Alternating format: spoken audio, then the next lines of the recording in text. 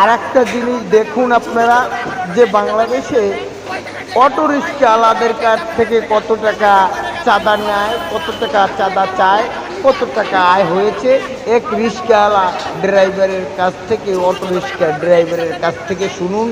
কাঁদে আর বলতে আছেন, কাঁদে এবং বলেন যে কয় টাকা আয় করছেন, কয় টাকা চাঁদা চান।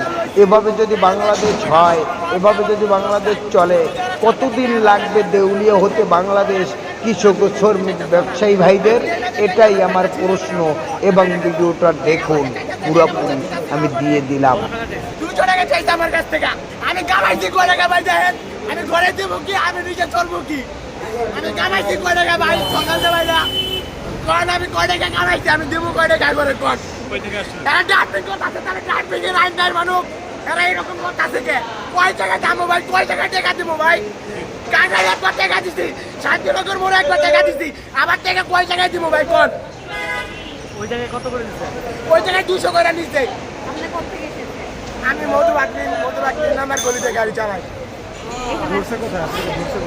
এই জায়গায় কেবল এই জায়গায় মুখে একটা 30 টাকা একটা ট্রিপ নামাই দিচ্ছি, নামাই দেওয়া কয় কি গাড়িটা ঘুরাও। আমি কই গাড়ি তো সামনে দেওয়া ঘুরানো যায়, সুন্দর চালাই, সবাই তো অটো চালায় মেন রোডে ভাই।